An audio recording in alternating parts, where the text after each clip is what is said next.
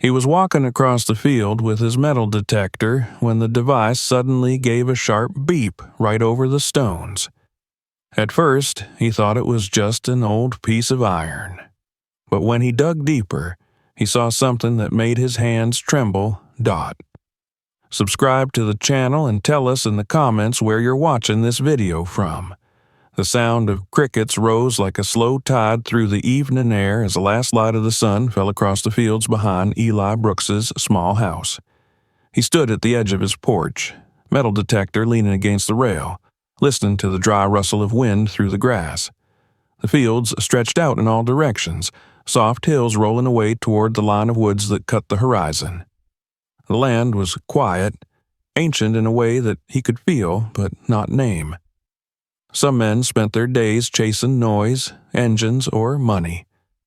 Eli had learned to listen to the silence. That was where the truth lived.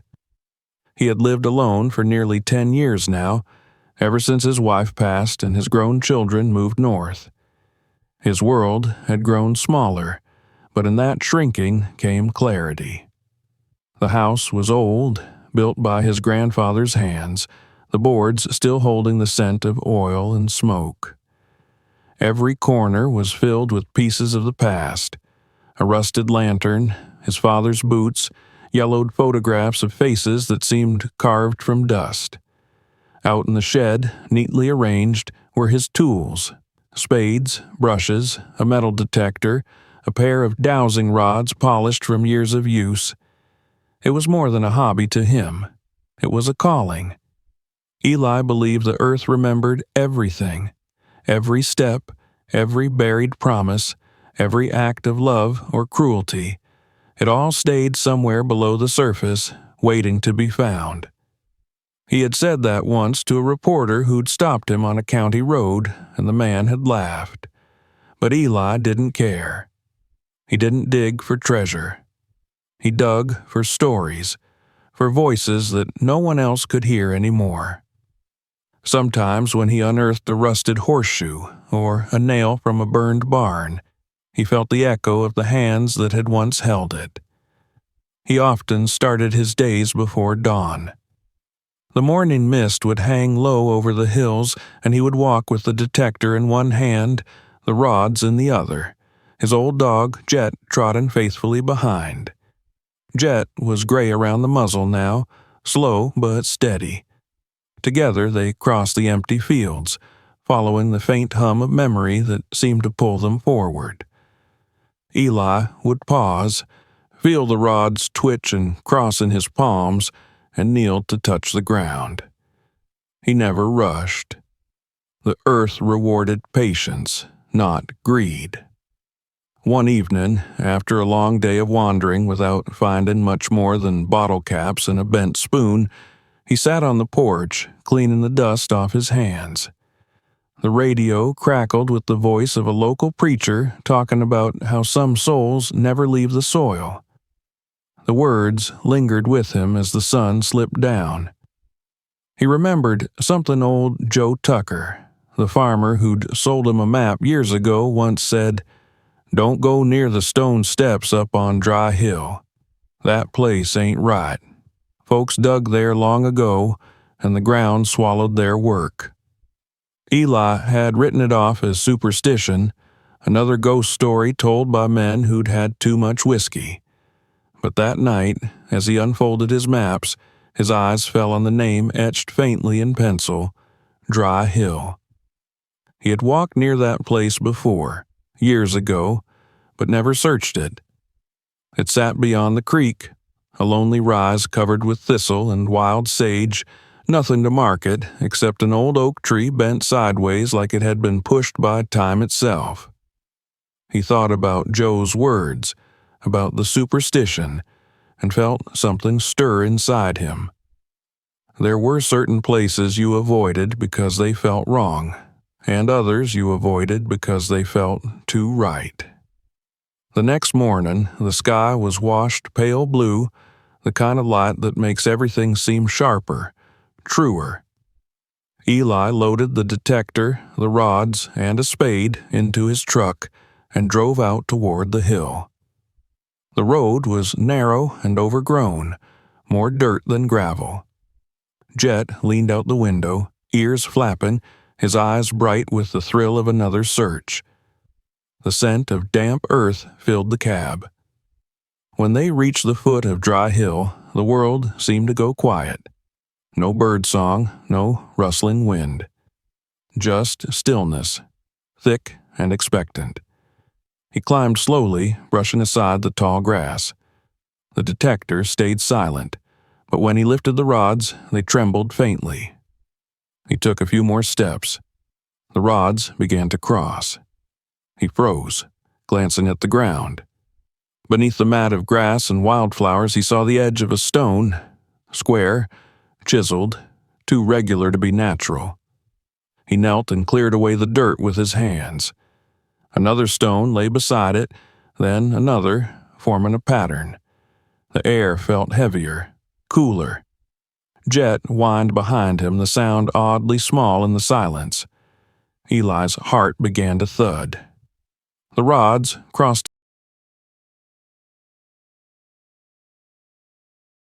He rose, staring at the outline of what looked like an ancient structure buried under years of neglect.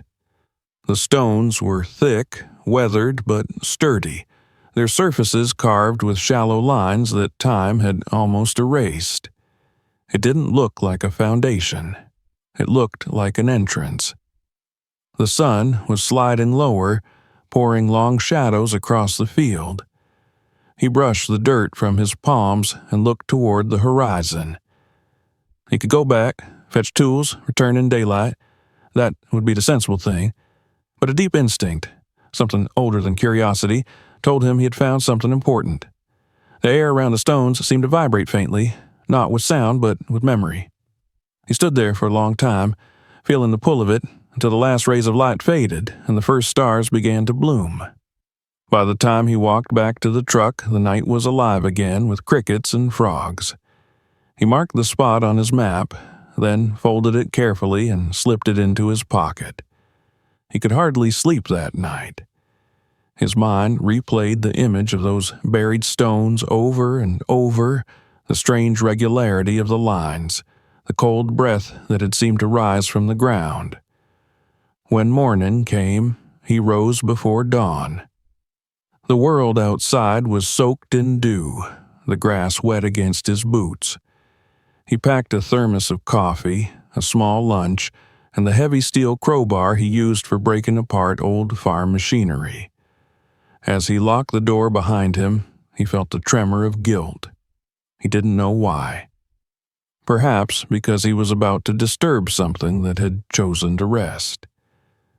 The drive was silent except for the hum of the engine. Fog clung to the fields, making the hills look like islands in a gray sea. As he climbed Dry Hill once more, he could smell the wet earth and wildflowers. Jet trotted beside him, pausing to sniff the air. The dog's ears twitched. He seemed uneasy. Eli set down his gear near the stones. Kneeling, he touched the first one, feeling its chill. The surface was rough but steady under his palm. He began to dig carefully, lifting the upper layers of soil, then levering the stones aside one by one. Beneath them, the outline of a rectangular entrance took shape. The stones had been placed with intention, the edges forming a perfect frame. Inside the rectangle, a layer of packed dirt sealed whatever lay beneath. He worked slowly, sweat darkening his shirt. As the sun rose higher, the air grew warm, but the ground stayed cool beneath his hands. Jet lay in the grass nearby, watching him. Hours passed. Finally, his spade struck emptiness. The packed soil gave way, revealing a gap, dark, square, deep. He crouched, heart pounding, and held his lantern over the hole. It was not a cave or a simple hollow. He saw steps, stone steps leading downward, their edges sharp despite the years. He felt a chill climb his spine. Someone had built this. Someone had buried it. He sat back, staring at the entrance, his breath shallow. He imagined men long dead hauling stones, digging through the clay, sealing this place shut. Why? To protect something? To hide it? The thought of what might lie below made his chest tighten with awe and fear in equal measure. He didn't go down that day. Instead, he sat beside the opening until the shadows lengthened again. He studied the pattern of the stones, the orientation of the entrance. It faced east, toward the rising sun. That detail stayed with him. He remembered stories his grandfather used to tell about old settlements built by freedmen after the war, hidden away from those who would come to take their freedom again. Places that vanished when the people did. As the wind rose and whispered through the tall grass, Eli closed his eyes. It almost sounded like voices, faint and overlapping, 100 murmurs tangled in the breath of the earth. He told himself it was just the breeze, but part of him knew better. He'd spent too long listening to the land not to recognize when it spoke. He stood, brushing the dirt from his jeans, and looked back one last time before leaving. The entrance lay in the fading light like an open mouth, patient, waiting. He promised himself he would return tomorrow with better tools, lights, and a steadier heart. Driving home, the road seemed longer than before. Every turn, every rise in the land felt charged, as if he had stepped across a boundary into something he could no longer undo. When he reached his porch, he set the lantern on the rail and stared out toward the dark horizon. The crickets had gone quiet again. In their silence, he could almost hear it, the deep, slow heartbeat of the earth beneath his feet, steady and ancient.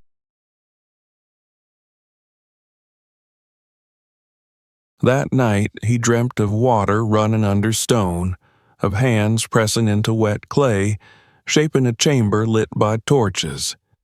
He saw faces, men and women whose eyes burned with purpose. They worked in silence, sealing something precious into the earth. When he woke before dawn, sweat on his skin, the dream lingered like a scent he couldn't shake. He dressed quickly, poured black coffee into a tin mug, and stepped outside. The morning air was cool, smelling of rain. Jet barked once, ready to follow. Eli looked eastward, toward the hill invisible beyond the trees, and felt the same pull again, stronger now, as if the land itself had reached out to claim him. The voices of the earth were calling, and he knew he would answer. The morning after his dream, Eli awoke before the first hint of dawn and sat on the edge of his bed, the cool air of the room clinging to his bare arms. For a moment, he didn't move, listening to the creak of the house settling around him. It was the same sound he'd heard all his life, yet this morning it felt different, like the house itself was holding its breath. He glanced toward the window. The horizon was still dark, but the outline of the hills was beginning to take shape against a faint blue haze. He poured coffee into his dented thermos, packed his tools, and called for Jet. The dog stretched and followed him out, tail wagging slowly. Eli locked the door behind him, his movements deliberate, almost ceremonial, as if he were crossing a threshold into something that wouldn't let him come back unchanged. By the time he reached Dry Hill, the fog had begun to lift, curling away in thin ribbons that caught the light of the rising sun. The grass shimmered with dew, and when he walked across it, it soaked through his boots. He stopped at the place he'd uncovered the day before. The stones were exactly as he had left them, but in the pale light they looked different, older, almost watchful. He set his gear down, inhaling the scent of wet earth. His breath came out in visible clouds. Somewhere behind him a crow called once, sharp and lonely, then silence again. He ran his fingers over the topmost stone, feeling the texture of it, the small grooves where tools must have struck long ago. These weren't the crude rocks of a farmer's boundary wall. They were too precise, their edges fitted tightly, the work of careful hands. Kneeling, he took up his small shovel and began to dig around the edge, working slowly, layer by layer. The soil was compacted and cool, heavy with the scent of clay. Jet lay a few feet away, ears twitching, occasionally lifting his head to watch. Hours passed. The sun rose higher, bleaching the sky to white, then slipped westward again. Sweat dripped down Eli's back, darkening his shirt. He drank from his thermos, wiped his brow, and leaned back on his heels. The shape of the entrance had become clearer, rectangular, framed by the stones like a doorway pressed flat into the earth. Beneath the surface, the packed dirt was different from the surrounding soil, darker, finer, mixed with flecks of ash and tiny fragments of charcoal. It looked as if the ground had once been burned and then sealed. He switched to his crowbar, prying loose one of the upper stones. It shifted with a dull crack, releasing a faint rush of cold air that brushed his face. He paused, startled, and held his breath. The air smelled ancient, damp, mineral, and faintly metallic, like water running over old coins.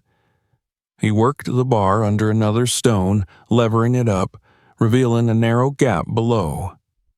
When he leaned close with his lantern, the light spilled into the hole and flickered off something smooth and gray. He realized with a jolt that he was looking at the top of a stair. He crouched, his pulse quickening. The stairs descended into darkness, steep and perfectly cut, their surfaces worn but intact. He reached out, brushed the first step with his fingers. It was cool to the touch. He hesitated, the rational part of his mind whispering that this was no place for a man alone. But the quiet of the hill held him, urging him downward. He lifted the lantern again, angling it to see farther. The light disappeared after 4 or 5 steps into a wall of shadow. The darkness seemed alive, thick enough to swallow the flame. Jet whined softly behind him, a low, uncertain sound. Eli glanced back at the dog and smiled faintly. "Just a look," he said under his breath, though the words were more for himself than the animal. He adjusted the lantern's handle, took a careful step down. The earth crumbled slightly under his boots, but the stone beneath was solid. Another step, then another. The light danced across the walls, revealing marks, tool cuts, faint carvings, perhaps even symbols, though time had softened their edges. He woke with a start before dawn. The house was cold, and the air tasted of dust. Jet slept at the foot of the bed, snoring lightly. Eli sat still for a moment, pressing a hand to his chest. His heart was beating fast, but not from fear. It was something else, a sense of purpose, of unfinished work. He knew he would go back. He couldn't not. The discovery had planted itself in him like a seed. The hill had given him an opening, and now it demanded to be understood. That morning, he drove into town to buy more batteries for his lantern and a sturdier camera. The clerk asked what he was working on, and he answered vaguely, not wanting to share. Secrets felt safer when they belonged to the earth. As he drove back home, he glanced toward the horizon, where the dark ridge of dry hill stood against the sky. He could almost feel it watching him. He spent the rest of the day making notes, sketching what he had seen. The stairs, the layout of the room, the carvings on the sarcophagus. When he tried to reproduce the circular symbols, his pencil hesitated, as if the shapes resisted being captured. Each line came out slightly different from what he remembered, and when he looked at the drawings, they seemed to shift under his gaze. He closed the notebook and set it aside, unsettled. As dusk fell, he stepped out onto his porch. The night air was warm, the scent of honeysuckle drifting in from the fields. In the distance, lightning flickered beyond the hills, silent and far away. Jet lay at his feet, ears twitching. Eli sipped from a cup of coffee gone cold and thought about what he would do tomorrow. He would bring ropes, a stronger light, and maybe his video recorder. He wanted to document the site properly before anyone else found out. But more than that, he wanted to know who had built it, and why. The darkness around him deepened. Somewhere out in the fields, a coyote called, its cry rising and falling like a question without an answer. Eli listened until the sound faded. Then he turned toward the east, where the hill lay hidden beyond the trees, and whispered quietly to himself, "Tomorrow." The word carried into the night, soft and certain, swallowed by the same silence that had watched him since the moment he laid his hands on those stones. The earth was waiting, and so was he. Morning came gray and damp, the kind of morning when the clouds hung low enough to brush the tops of the trees and the light felt filtered through water. Eli woke late, restless from another night of broken dreams. He had seen again the underground room, but this time it wasn't filled with water. In his dream, the chamber had been alive with people, men and women with skin like polished mahogany, their hands rough from labor, their eyes sharp with purpose. They moved in silence, carrying objects wrapped in cloth, lowering them into the earth, then sealing them beneath stone. When he tried to call out to them, one woman turned to him. Her eyes were the color of soil after rain, and her lips moved without sound. When he awoke, the image of her face lingered in the pale light of dawn, a shadow at the edge of memory. He brewed coffee, drank it, standing by the window, and tried to shake the feeling that the dream wasn't just a dream. He had never been a man to believe in signs or fate. He trusted what he could hold in his hands, the weight of a tool, the sound of metal against stone. But since he'd found that hidden staircase, something in him had shifted. The land no longer felt silent. The world around him seemed charged with meaning, as though everything, every breeze, every crackle of grass carried the faint echo of words spoken long ago. After feeding Jet, he packed his camera and the old map again, then drove into town. He needed to know more, to find some record that would make sense of what he'd uncovered. The library stood on Main Street, a squat brick building with paint peeling from its window frames. Inside, the air smelled of paper and time. Miss Leary, the librarian, nodded when she saw him. She was used to his visits, though never this early. "What are you looking for today, Mr. Brooks?" she asked, adjusting her glasses. "Old land records," he said. 1860s, maybe earlier. Anything about the area east of the river. Dry Hill, if there's something on it. She frowned, flipping through a ledger. "That's mostly farmland. Not much left in the county archives from before Reconstruction. You might check the newspapers. Back then, they printed every land transfer, every sale." He thanked her and went to the back room where the old microfilm reader sat like a forgotten machine from another age. The reels squeaked as he turned the handle. Line after line of faded type scrolled past his eyes. Auction notice, runaway slave ads, crop reports, obituaries.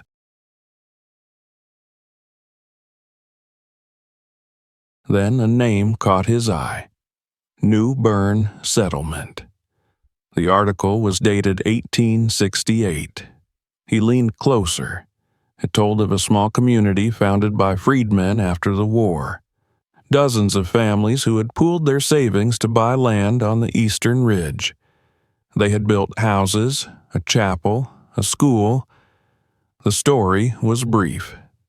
a single paragraph celebrating the industrious efforts of the colored farmers establishing independence upon the soil. Eli scrolled further, searching for more, but found only fragments. Mentions of crop yields, church gatherings, and one tragic note: fire destroys homes on Dry Hill. Residents relocate southward. That was dated 1873. After that, nothing. It was as if the place had been erased. He sat back, rubbing his forehead. The name of the settlement stirred something faint in his memory.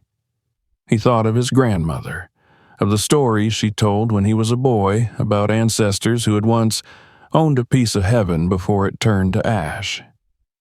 She never said where, only that the land had been taken, that they had scattered and built new lives elsewhere. Could this have been the same place? He went through the census records next. Most of the old pages were fragile and half-faded, the names smudged by time. Yet, among the entries from 1870, he found it, a column of names listed under New Bern Township. One name leapt at him: Isaac Brooks, age 34, farmer, born in Georgia. Next to it, wife Hannah, son Elijah, age 4. Eli's breath caught. Elijah Brooks. That was his great-grandfather's name. He stared at the record for a long time, the words blurring as his eyes filled. His family had lived on that land. The place he'd uncovered wasn't random soil. It was inheritance. It was memory carved into the ground. For generations, they had moved farther and farther from this ridge, until all that remained were stories whispered at kitchen tables. And now, by some accident or fate, he had dug straight into the heart of it. He copied the notes carefully, folded them into his pocket, and drove home without turning on the radio. The road wound past fields still heavy with fog, the land stretching out quiet and endless. He thought of Isaac, a man he had never met, walking those same hills with hands roughened by work, dreaming of freedom that had barely begun. He imagined the fire that had consumed their homes, the panic, the loss, the decision to bury what they couldn't carry. Back at his house, the day had turned clear. He laid out his findings on the table and studied the map again. The area, marked Dry Hill, matched the coordinates he'd entered on his GPS the day he discovered the entrance. It was the same spot. He traced his finger along the faint pencil lines marking old property borders, wondering who had drawn them. The name Brooks was nowhere on it, but that no longer mattered. The proof lived in his hands, in the ground beneath his feet. As the afternoon light softened, he gathered his tools once more and returned to the hill. Jet followed close, tail wagging low. The path felt familiar now, but heavier too, as though the air itself carried the weight of all he had learned. When they reached the entrance, the shadows already pooled thickly inside the opening. He turned on his lantern, crouched, and descended. The chamber looked the same as he'd left it, silent, still, untouched. The bull carving watched from the center like a sentinel. Yet, as his light played across the walls, he noticed something he hadn't seen before.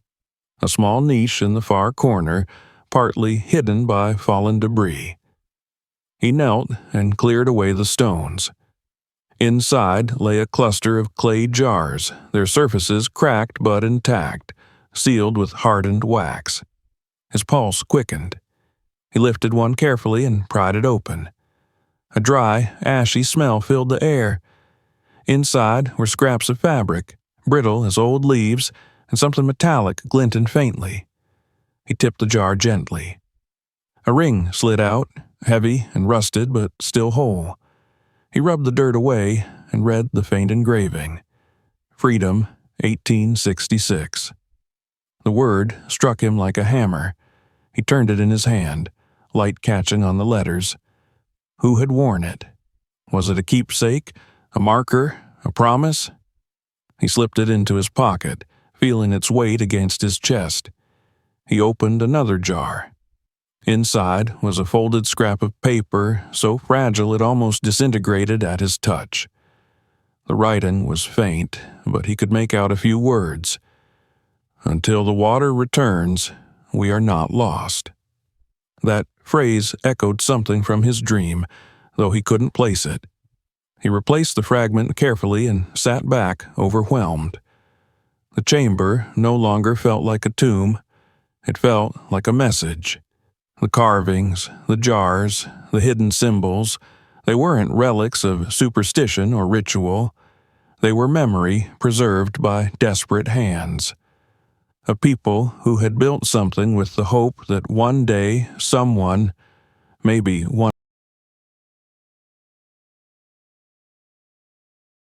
He sat there for a long time, listening to the faint drip of water somewhere beyond the walls. It wasn't imagination now. He could hear it clearly, rhythmic, patient, as if the earth itself was breathing. Jet whined softly above, urging him to return. Eli finally rose, brushed the dirt from his knees, and climbed back to the surface. The sky was painted gold by the setting sun, and the hill glowed with it. He stood there, holding the ring in his palm, and looked down at the valley below. The river that had once run near this place was long gone, diverted decades ago for farmland. But he remembered the words on that faded scrap, "Until the water returns." The thought sent a shiver through him. Maybe it wasn't just a metaphor. Maybe they had believed that one day the earth would open again, that the water would flow and carry their story forward. When he returned home, he couldn't stop thinking about it. He cleaned the ring gently under the tap, revealing more of the letters. The metal shone faintly, not gold, not copper, something between a strange alloy he couldn't identify. He placed it on the table beside his notes and sat staring at it for a long time. The house was quiet except for Jet's soft breathing at his feet. That night, he lit a candle instead of turning on the lamp. Its flickering glow cast long shadows across the walls. He thought of Isaac, of the fire, of the courage it must have taken to build something and trust it to survive beneath the earth. He thought of how close their stories had come to disappearing entirely. A century and a half of silence, broken only because one man decided to dig. He opened his notebook and began to write. Not just notes this time, but sentences, thoughts, questions. Who were the people of Newbern? What did the bull symbol mean? Why the message about water? Each question deepened the mystery, but none of them filled him with fear. What he felt instead was belonging, as though the ground itself had reached up and pulled him home. Outside, the wind rose, rustling the leaves. Somewhere in the distance, thunder grumbled low across the horizon. He blew out the candle and sat in the darkness, his hand resting over the ring. The word engraved upon it glowed faintly in his mind. Freedom. It was more than an inscription. It was a heartbeat, steady and ancient, pulsing through time.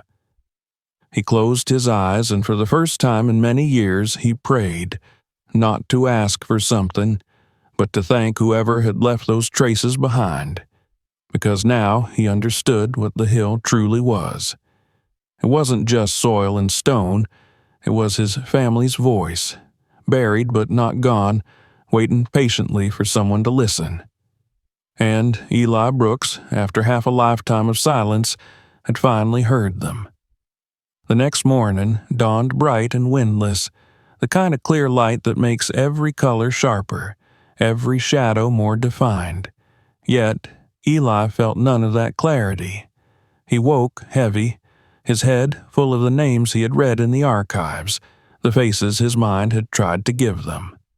Isaac Brooks, Hannah, little Elijah, their ghosts hovered behind his eyelids. For the first time in his life, he had something real to connect to the stories his grandmother had told him, something more than whispered tales of a land lost to flame.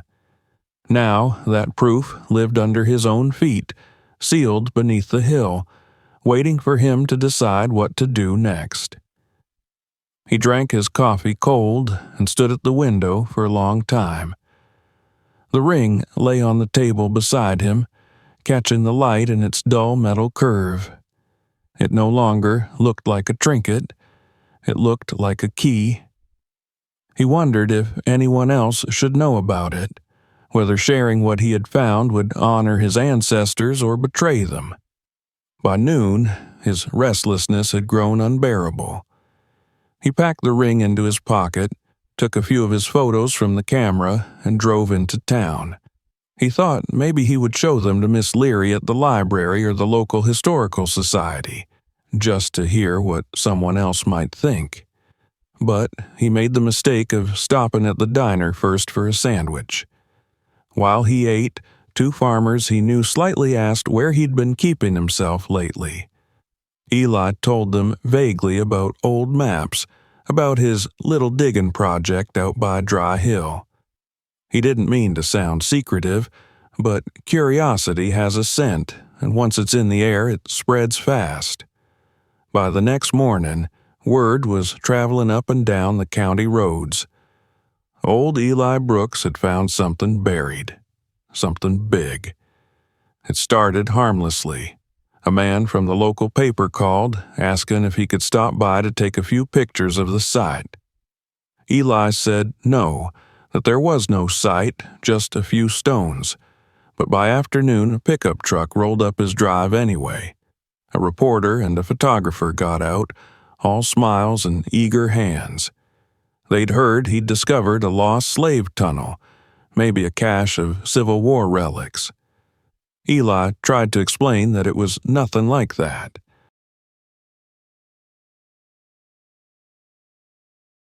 Listened. The flash of the camera startled Jet, who barked and snapped until they backed off. Still, they left promising to print something small, just a curiosity piece. That evening, the phone rang 3 times. One call was from a man at the county museum, another from a local college's archaeology department. The third was from a woman with a clipped tone who introduced herself as Heritage Oversight for the state. She said the hill might qualify as a protected site. Her words were polite, but Eli could hear the ownership in them, the quiet certainty of people who believed that once something was called historical, it no longer belonged to whoever found it. By morning, a pair of SUVs were parked near the hill. Eli saw them from the road, his chest tightening. Men in khaki vests and wide hats stood where he'd been digging, setting up tripods and marking the ground with bright flags. He parked at the bottom of the hill and walked up slowly, Jet at his side. The men turned as he approached. One of them, tall and red-haired, smiled in that careful way people do when they think they're about to take charge of something. "Mr. Brooks," the man said, "we're with the university. Dr. Matheson, State Archaeology Unit. We just want to document your discovery before it's disturbed further." Eli's hands curled at his sides. "It's not disturbed," he said. "It's been there 150 years, and it'll stay another day without you crawling all over it." Matheson laughed lightly. "We mean no harm. It's protocol. There are grants for preservation, heritage protection laws, you know. Anything of cultural significance, especially African American historical sites, falls under our jurisdiction. You found something extraordinary." Eli stared past him at the opened entrance. They'd already moved some stones, widening the gap, setting lights around it. The sight made his stomach twist. "That's not yours to decide," he said. But the men were already working, unrolling cables, calling to one another in clipped voices. One woman was sketching the outline of the site in a notebook. Another knelt, brushing soil gently from a stone as if she were performing a ritual. The air that had once been still and reverent now buzzed with chatter and motion. The quiet sanctity of the place was gone, replaced by the hum of machinery and the clicking of cameras. When he asked them to stop, they smiled apologetically and quoted laws he didn't understand. They told him they were protecting history. But to Eli, it felt like theft. Quiet, polite theft done under the flag of preservation. By afternoon, the first TV van arrived. A local news anchor stood in front of the hill, microphone in hand, her smile bright and empty. "A remarkable discovery here in Johnson County," she said, "where local resident Elijah Brooks has uncovered what may be a 19th century ceremonial site." She used his full name, which he hadn't given her, and suddenly the whole world knew where to look. That night, he didn't sleep. From his porch, he could see faint lights glowing on the hilltop. The archaeologists had left flood lamps to keep the site illuminated for morning. It looked like a crime scene. The idea that strangers were tramping through the resting place of his ancestors filled him with helpless anger. He had wanted to honor them, not turn their memory into spectacle. The next day, he went back, unable to stay away. The workers were lowering cameras into the chamber, their voices echoing up the steps. Dr. Matheson spotted him and waved cheerfully. "Mr. Brooks, you'll want to see this. We've opened the central structure." Eli walked to the edge and looked down. Where the bull-carved sarcophagus had rested, the archaeologists had lifted the lid with ropes. Inside was only ash, layered thick as dust, and fragments of what looked like charred stone. Matheson gestured toward it excitedly. "We think it was some sort of funerary object, though the design's unusual. Syncretic, maybe West African mixed with local motifs. Could have been a burial or a ritual deposit, hard to say." Eli said nothing. His eyes fixed on the open chamber, on the empty cavity that had once felt alive with presence. The carvings around the sarcophagus looked dulled now, the lines rubbed faint by careless boots. He noticed, too, that one section of wall looked different, discolored, slightly sunken. A faint memory stirred. When he'd first entered the chamber, he'd seen a stone that seemed loose. Now it stood half pried open, a gap behind it just wide enough for a hand. He crouched, shining his flashlight inside while the others were distracted. Beneath the thin layer of dust, he saw the edge of a metal plate, small, rectangular, wedged between stones. He brushed it gently with his fingers, and a chill ran through him. The plate was engraved.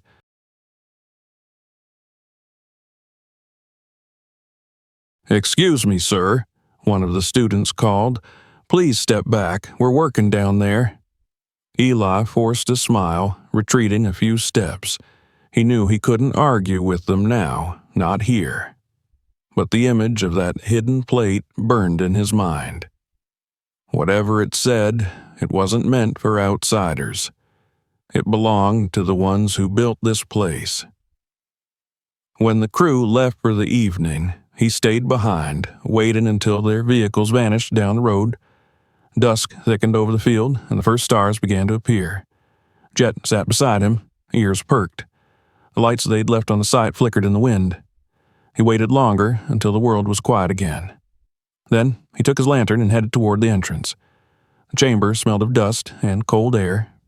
The ash stirred faintly under his boots. He moved to the wall where he'd seen the plate, knelt, and slid his crowbar gently into the gap. The stone shifted, grinding softly. Behind it, the plate gleamed. He lifted it out, brushing away the dirt. Words were carved into the metal, uneven but deliberate, each letter cut by hand. He read them aloud under his breath. "We went beneath the earth, but the water will return when we are remembered." The words sent a tremor through him. They matched the fragment he had found in the jar almost perfectly. The builders had left a message for the future, a promise or a prophecy, maybe both. He looked closer. Beneath the text were small markings, 2 parallel wavy lines. Water. He traced them with his fingertip, feeling the indentation in the metal. He sat there for a long time, the lantern's light flickering against the walls. The place no longer felt empty. It felt watchful again, patient. He thought of the scholars who would come tomorrow, the news trucks, the officials. They would measure and label everything, but they would never understand what it meant. This wasn't just a sight. It was a covenant. A bridge between what had been buried and what still lived in him. He returned the plate to its hiding place, but left the stone slightly ajar. Someone would find it eventually, perhaps one of the workers, and they would write papers about its meaning. Let them. The truth, he realized, wasn't in the words themselves. It was in the act of finding them, in remembering. When he climbed out into the night, the air was cooler. A storm was gathering far off, thunder flashing at the horizon. He looked back at the glowing hill, at the cords and flood lamps and tripods scattered across the ground. The outsiders had come, and they would leave with their photographs and samples, their reports and measurements. But they would never own what lay beneath. Driving home, he made a decision. He would let them finish their work, take their pictures, collect their dust. Then, when the excitement faded, as it always did, he would return. He would find a way to honor what was truly there, to bring back not just memory, but life, maybe even water. That night, the rain began. It fell softly at first, tapping the roof like cautious fingers. Then it grew heavier, drumming steadily against the windows. Eli lay awake listening, the sound filling the house like a heartbeat. It had been a dry season for months, but now the sky was breaking open. Somewhere out beyond the trees, the hill waited, its stones slick with rain, its buried heart stirring beneath the weight of water for the first time in generations. The rain did not stop for 2 days. It came in steady, unhurried sheets, soaking the fields and washing the dust from the leaves until everything glistened. The world outside seemed cleansed, but inside Eli Brooks's house, the air felt tight with anticipation. He spent those long hours pacing from window to window, watching the gray curtain drift across the valley. The archaeologists had pulled out temporarily, their equipment covered with tarps, the road to Dry Hill turning to mud. He imagined them sitting in town now, drinking coffee, writing reports about what they thought they had discovered, never realizing how much they had missed. He hardly slept. The words engraved on that metal plate kept running through his mind. We went beneath the earth, but the water will return when we are remembered. He could almost hear the voice that had carved them, deliberate and patient, shaping each letter as if to send a message through time. That night, long after the lights of the town had gone out, he sat at his table with the ring in one hand and his grandfather's Bible in the other. He had opened it at random, and his eyes fell on a verse from Ecclesiastes. The dust returns to the earth as it was, and the spirit returns unto God who gave it. He closed the book gently. No.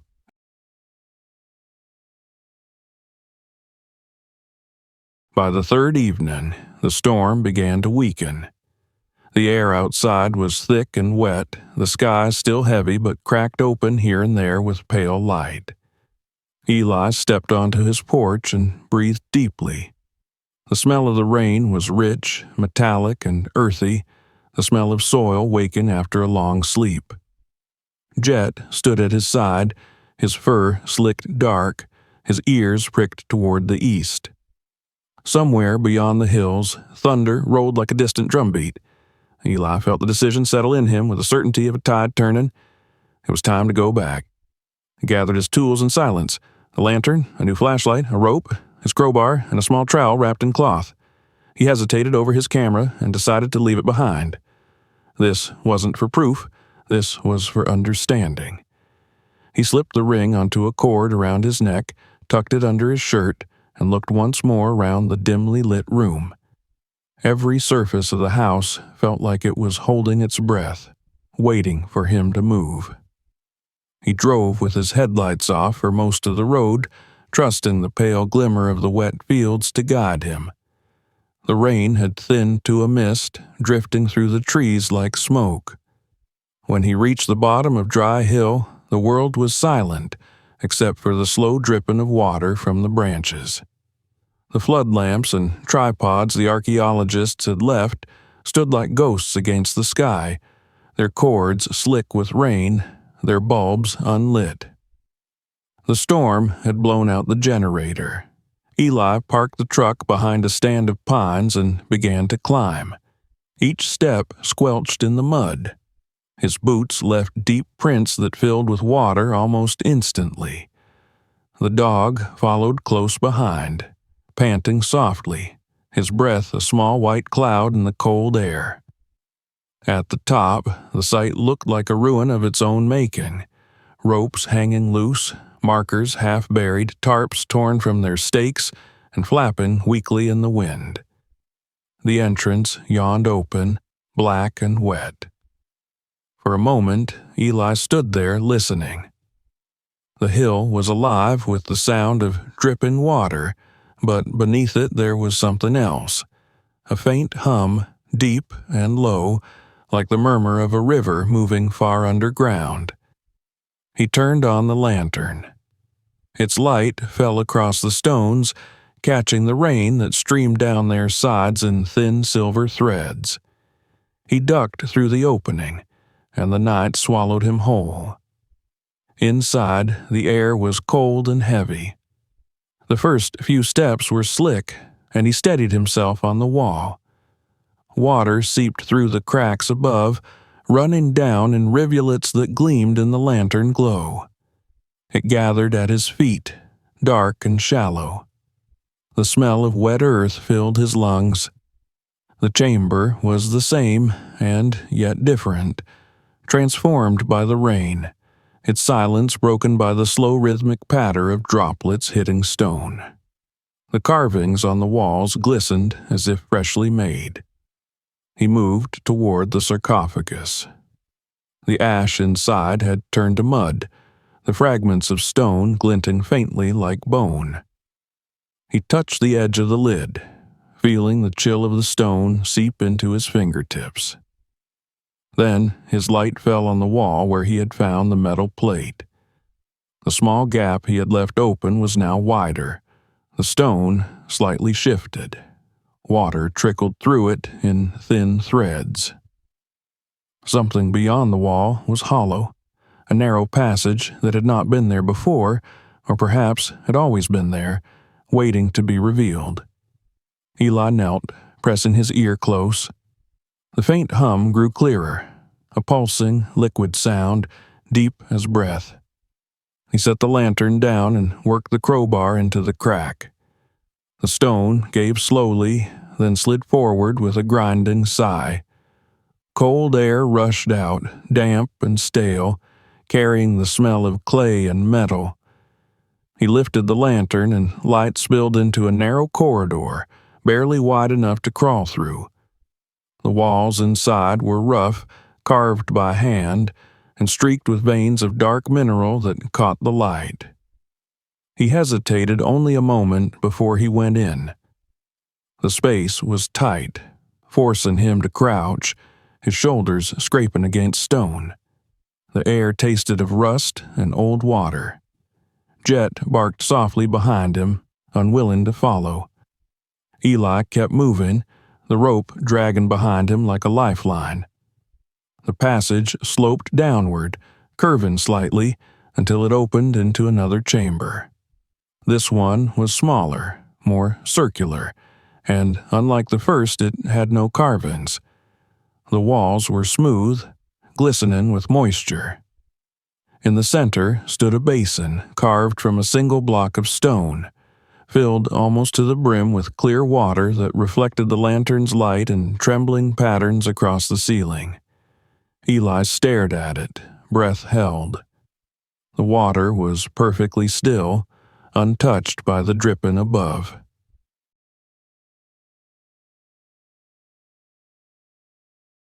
For a long time he did nothing.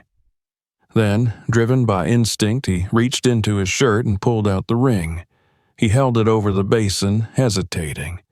The inscription, "Freedom, 1866, caught the lantern's glow.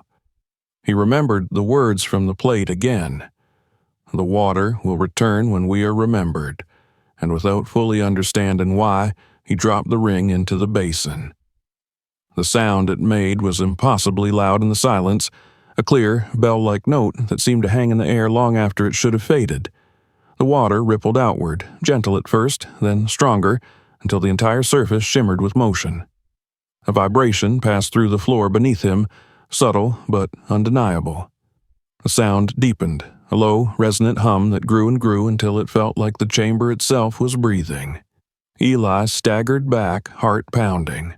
The water in the basin had begun to move, swirling counterclockwise, forming a slow whirlpool that reached almost to the rim. He watched, transfixed, as the reflection of the lantern twisted and broke apart, the light scattering like molten gold across the walls. Then, as suddenly as it had begun, the movement stopped. The water stilled, clear again, but something had changed. Beneath the surface, where the ring had fallen, light flickered faintly, a small, steady glow. It pulsed once, twice, like a heartbeat. Eli's mouth went dry. He leaned closer, and for an instant he saw something impossible, a reflection that wasn't his own. A man's face, dark and stern, with eyes that burned with quiet fire. The image rippled, then vanished.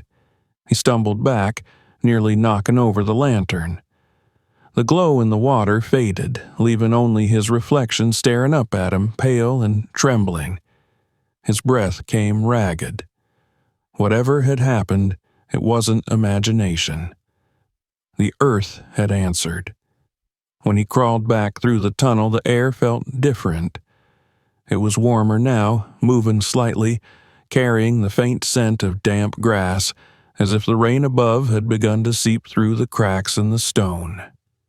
The hum of running water was louder. He climbed the steps back into the main chamber and saw that a thin stream was flowing down one wall, gathering in a shallow pool at the floor's edge. The water was clear, pure, seeping from the earth itself.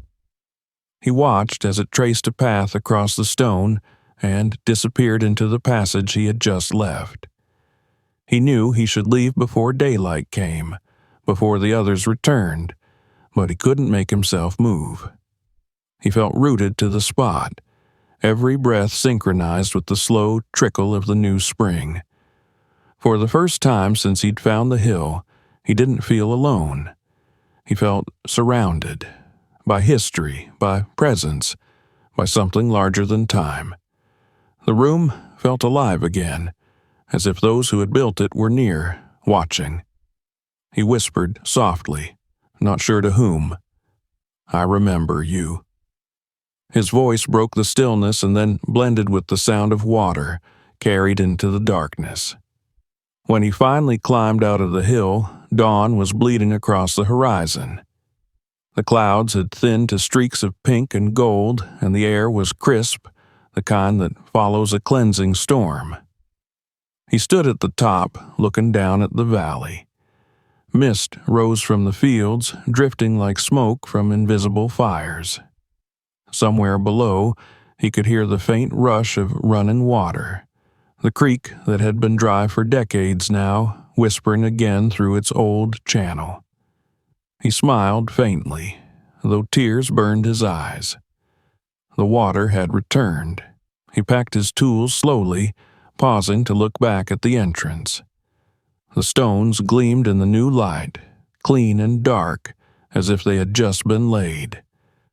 He reached out and touched one, feeling warmth where there should have been cold. He didn't need to understand it. Some things were not meant to be explained, only witnessed. On the drive home, the morning light turned the wet road into a ribbon of silver. Fields that had been cracked and dusty last week now shone with puddles, their edges sparkling. The ditches overflowed, the air smelled of renewal. Eli rolled down the window and let the wind rush in. For the first time in months, he laughed, a quiet, disbelieving sound that faded into the hum of the tires. When he reached his house, he left the tools in the truck. He went straight to the porch and sat on the steps, watching the sunlight break through the clouds. Jet lay beside him, pressing against his leg. Somewhere, far off, a bird called, sharp and clear, as if announcing something to the world. He didn't know what the archaeologists would find when they came back. Maybe they'd notice the water, maybe not. Maybe they'd study it, measure it, explain it away with science. That didn't matter. What mattered was what he had felt beneath the earth, the pulse of something ancient.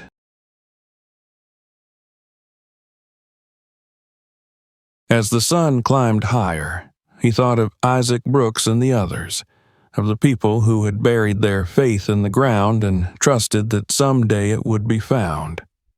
They had hidden their freedom where no one could take it again. Under stone, under time, under silence. And somehow, through a chain of hands and generations, it had found its way back to him. That night, when he went to bed, the sound of running water echoed faintly through his dreams. It wasn't thunder or rain now, but the steady voice of the earth, flowing, whispering, alive. And Eli Brooks slept at last, not with questions, but with peace. The next morning broke with a silence so complete that it felt like the world was holding its breath. Eli woke before sunrise, not from habit, but from the deep, unshakable sense that something had shifted during the night. The air smelled different. Sharp, clean, alive. When he stepped out onto the porch, a thin mist was rising from the fields. It hung low over the grass, glowing faintly gold in the first light of dawn. He stood there for a long moment, his bare feet damp with dew, listening.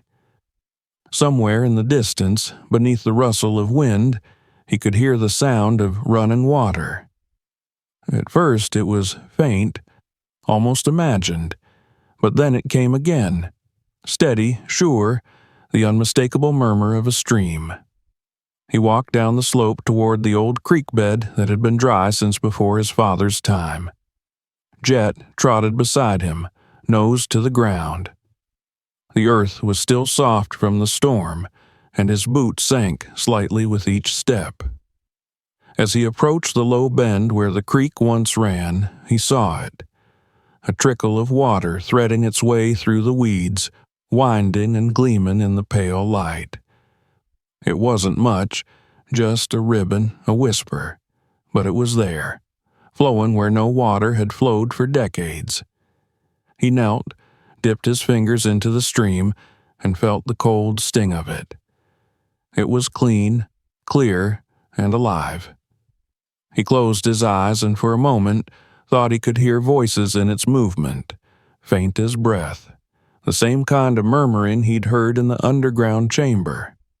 The promise from the metal plate echoed through him again. The water will return when we are remembered. He looked up at the hill, now bathed in the soft blush of sunrise, and felt a strange calm settle over him. The land was waking, just as they had said it would. The archaeologists didn't come that day. The storm had washed out the road leading to the hill, and the county was still busy clearing fallen branches. Eli took it as a gift. The day belonged to him alone. He fetched his grandfather's old tools, the iron auger, the hand pump that had rusted in the shed for years, and loaded them into the back of his truck. He knew what he wanted to do now. When he reached Dry Hill again, the sky had cleared completely, the kind of deep, endless blue that makes the world seem both vast and fragile. The hill smelled of wet stone and grass. The entrance was still open, but the air around it was different now. Not heavy or watchful, but quiet, as if content. He didn't go down this time. He didn't need to.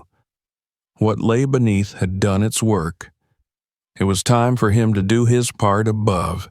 He marked a spot near the base of the hill where the ground felt softer underfoot, the soil darker and richer.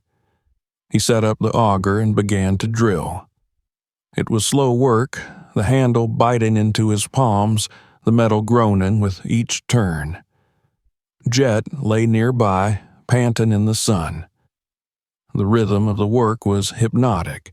Turn, press, turn, lift. With every few inches he cleared, he could feel the moisture in the earth growing stronger, the smell of clay thickening. Hours passed, and the sun climbed high, but Eli didn't stop. His arms ached, his shirt clung to his back, but he kept drilling. He could sense it, deep down, the pulse of the water, close now, waiting. When the auger struck something softer than soil, he froze. A deep, hollow sound rose from below, faint but clear. He turned the handle one last time, and suddenly the ground trembled. A wet breath of air rose through the hole, followed by a small burst of water. It spattered his hands, dark and cold. Then, with a sound like a sigh, it came fully, rushing upward, clear and strong, spilling over the rim and soaking the ground around his boots. He stumbled back, laughing through his exhaustion. The water surged, steady and unstoppable, carving a tiny stream that ran downhill toward the valley. He dropped to his knees beside it and pressed his hands into the flow. It was colder than the creek, sweeter too, carrying the scent of stone and time. He lifted a handful to his lips. It tasted like rain and iron and memory. He laughed again, though this time his laughter was quiet, broken by tears.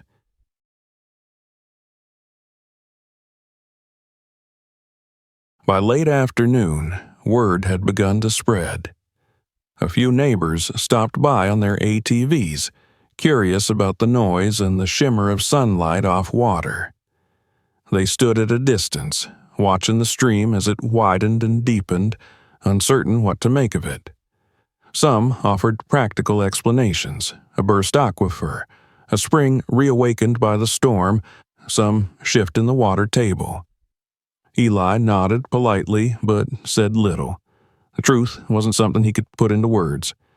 One of the older men, a retired preacher named Henry Tate, walked up beside him and said quietly, "You know, they used to say this land had a river under it. Folks thought it dried when the people left. Maybe it didn't dry. Maybe it just waited." He smiled, looking out over the glistening ground. "Seems like it was waiting for you." That night, Eli sat on the porch again, listening to the water in the distance. The moon was full, its light silvering the wet fields. The new spring ran clear and unbroken down the slope, its voice blending with the faint chirring of crickets. He felt tired in a way that went beyond the body, an ache of fulfillment, of something ending and beginning all at once. When morning came again, he returned to the hill. The archaeologists had arrived this time, their trucks crowding the road, their voices filling the air. They were astonished to find the stream running strong across the site. Dr. Matheson ran tests on the water, measured its flow, took samples of the soil. He spoke in excited bursts about hydrology and subterranean systems, about how the chamber below might have opened natural fissures that reconnected an ancient vein of groundwater. Eli listened without argument. He didn't need to correct him. Let them have their explanations. Science had its truth, the earth had another. What surprised him most was how the others began to treat the place. Once they realized the water was steady, not a trick of runoff, their tone changed. They stopped talking about excavation and started talking about preservation. The state woman returned, clipboard in hand, and announced that the site would be fenced and studied as a heritage wellspring. For the first time, they used words like sacred and ancestral. They didn't understand the meaning, not really, but the language was shifting, softening. That was enough. In the weeks that followed, the water continued to rise. The small stream grew into a proper brook, winding through the valley. It carried silt and seeds and bits of green moss down from the hill, and soon the banks began to bloom. Grass thickened, wildflowers spread, and the dry places softened. Birds returned, and frogs sang at dusk where there had been silence for years. The land was healing itself, slowly and without witness, except for Eli, who watched every day. He built a small wooden platform near the spring, nothing grand, just a few planks, a bench, and a hand pump installed from the old equipment he'd salvaged. He placed a tin cup beside it, tied with twine, for anyone who wanted to drink. Above it, he nailed a simple wooden sign, "Remember Us." He didn't explain it. He didn't need to. People began to come. At first, just locals, then strangers who'd heard rumors of the Miracle Hill. Some came to see the water, others to take pictures. A few came quietly, touching the stones, whispering prayers. Eli stayed out of their way, sitting beneath the old oak at the edge of the site, watching. Sometimes he told them the story of the freedmen's settlement, the fire, the lost community. He spoke of his ancestor Isaac, and of the message carved in stone. Most people listened politely, though he could see they thought it was a legend. That was all right. Legends, he knew, were just truths that had learned how to wait. One afternoon, as the sun dipped low, he saw a small group arrive, a woman and 2 boys. She was middle-aged, with skin the color of polished bronze, and a softness in her eyes that reminded him of his grandmother. She knelt by the spring, cupped the water in her hands, and drank. Then she stood and turned to him. "My great-grandfather was born here," she said quietly. "New Bern. My mama told me about it before she died. She said the land was gone. I guess she was wrong." Eli felt his throat tighten. He nodded slowly. "It was waiting for you too," he said. When they left, she pressed a small folded paper into his hand. Inside was a faded photograph of a family standing in front of a wooden cabin. Scrawled on the back were the words, "New Bern, 1870. He looked at it long.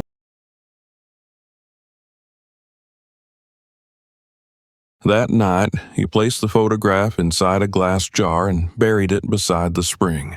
Then he sat on the platform until the stars came out, listening to the endless song of the water. He thought of all those who had worked this soil, who had believed in freedom and buried their hope beneath stone when the world tried to take it from them. They had trusted that one day the earth itself would remember their names. And it had.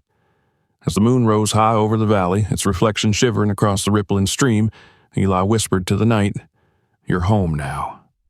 The wind carried his words down the hill, over the fields, and across the shining thread of water that had once been lost. And in that moment, surrounded by the living proof of his ancestors' faith, Eli Brooks understood that the story was no longer his alone. It belonged to the land, to the water, and to every soul it had carried back from silence. The morning after the visitors came to see the spring, Eli woke to a silence so deep it almost frightened him. It was not the stillness of emptiness, but the silence of completion, the kind that falls after something long buried has finally been set free. The air in his house felt lighter. Even the boards beneath his feet seemed to sigh as he crossed them. Outside, the light had that strange clarity that comes only after great change, the kind that makes every shadow sharp and every sound echo farther than it should.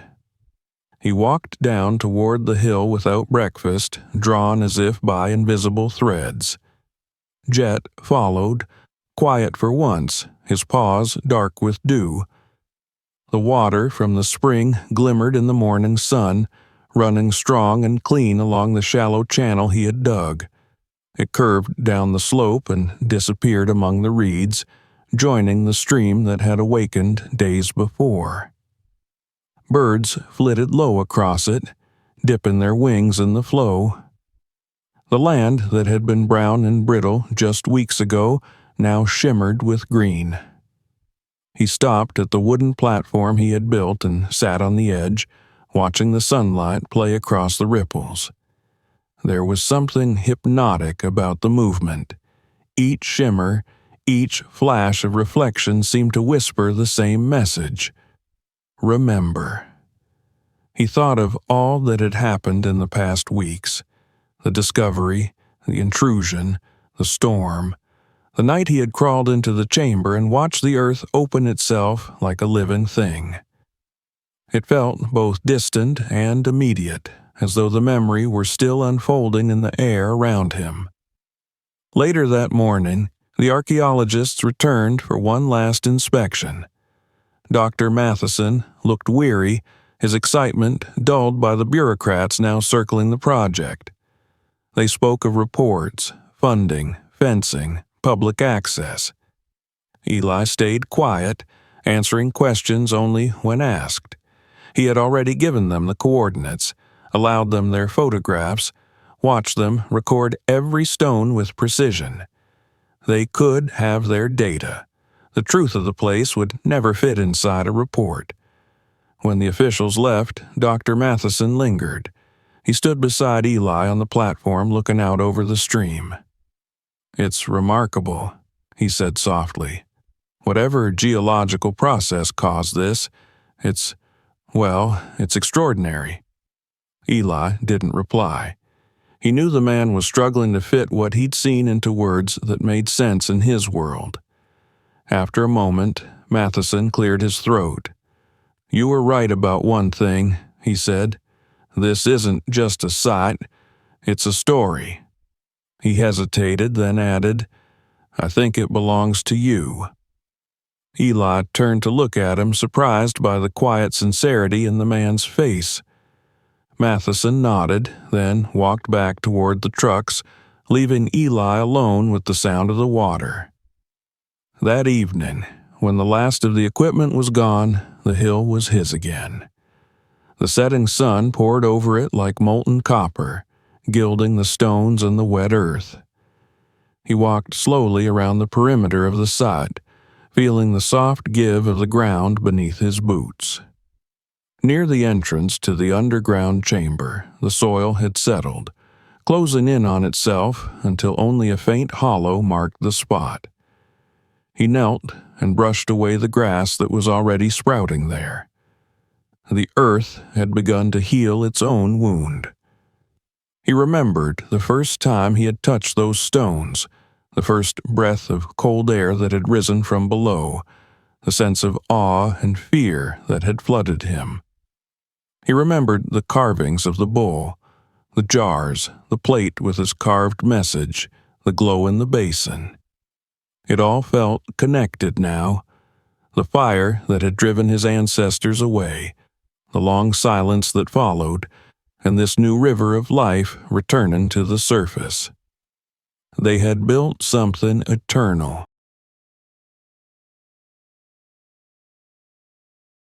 He spent the next few days rebuilding the low fence that marked the edge of his property. He worked slowly, savoring the rhythm of the hammer and the creak of wood. Each post he drove into the ground felt like a promise kept. When he finished, he hung a small sign on the gate, "The Spring of Newbern."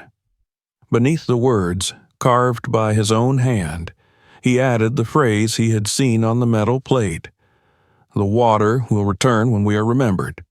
People continued to come. Some brought flowers, others only silence. A few knelt beside the spring and whispered names into the water, names of parents, grandparents, and great-grandparents who had once lived in the counties that bordered this one, who might have known the people of Newbern. The water carried those names downstream, and Eli liked to imagine them joining the great river beyond, spreading like roots through time. He had never been a religious man, but as he watched the visitors, black, white, young, old, he felt something like faith stirring in him. Not faith in miracles or churches, but in the simple endurance of truth. The land remembered, even when people forgot.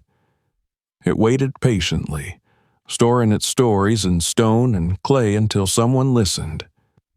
One night, weeks later, when the summer air hung thick and warm, Eli returned to the hill alone. The moon was nearly full, laying a silver path across the water. Fireflies drifted among the reeds like sparks from an invisible forge. He sat on the platform again, elbows resting on his knees, watching the reflections dance. The air smelled of wet earth and growing things. He thought of his ancestors, Isaac and Hannah, little Elijah, and all the others whose names had been lost to time. He pictured them standing where he sat now, looking over the land they had worked and loved. He imagined their hands placing the stones, sealing the chamber, whispering prayers that the earth would one day bear witness to their struggle. He felt them around him, not as ghosts but as presence, woven into the air and the soil, into the rhythm of the water itself. The sound of footsteps behind him startled him. He turned to see the woman who had visited weeks earlier, the one who had brought the photograph of her family. She smiled, stepping into the moonlight. "I couldn't sleep," she said softly. "I just wanted to see it again. It feels peaceful here." Eli nodded, gesturing for her to sit beside him. They watched the water in silence. After a while, she spoke again. "My mother used to say the land remembers what we forget. I never understood that until now." He looked at her, his face lit by the moon. "Neither did I," he said, "but I do now." They sat together until the night deepened, the stars bright and endless above them. When she finally left, the sound of her footsteps faded into the soft whisper of the stream. Eli remained, listening to the steady rush of water, feeling it echo through him like a heartbeat. As dawn approached, a thin fog drifted over the valley.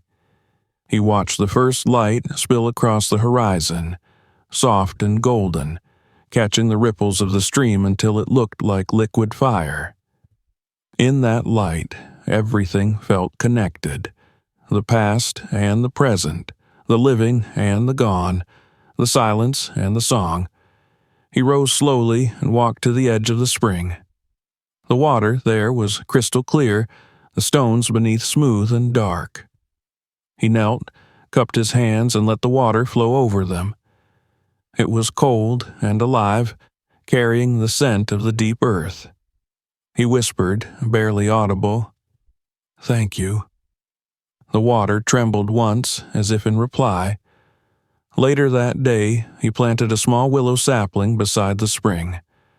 It was fragile, its branches thin and bright green, but he knew it would grow. The roots would drink from the same veins that had fed his ancestors' hope. In time, it would cast shade over the water, and its leaves would whisper to the wind, the way the old oak did at the edge of the field. He tied a simple ribbon to its trunk, a strip of red cloth from one of his grandfather's old work shirts, and stepped back to look at it.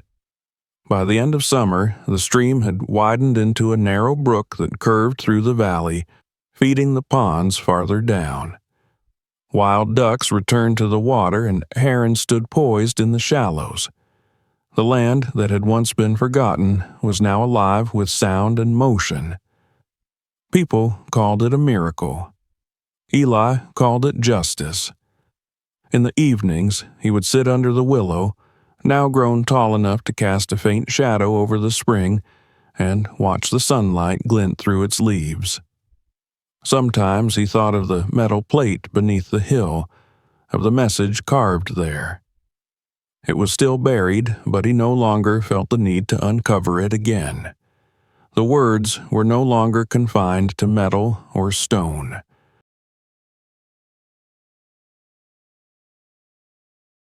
When autumn came and the fields turned gold, he saw children playing near the stream, their laughter ringing across the valley. It was a sound the land had not heard in generations. He closed his eyes and smiled. Years later, when people spoke of the spring of New Bern, they told the story differently.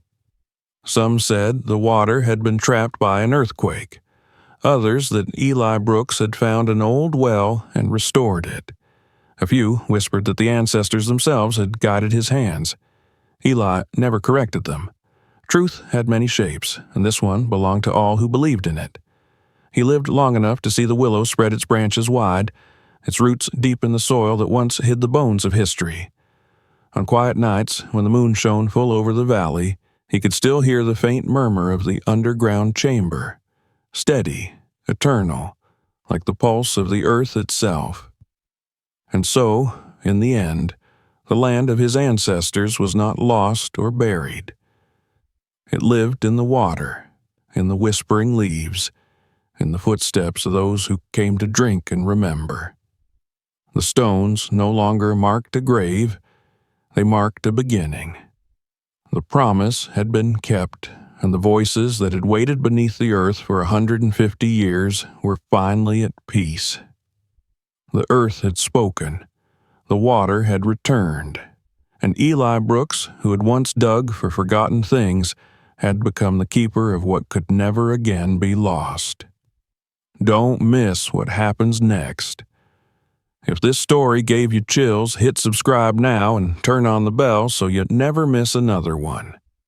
There are more incredible true-style stories waiting. Click to watch the next video right after this one. And if you felt something special in this journey, share this video with someone who needs to see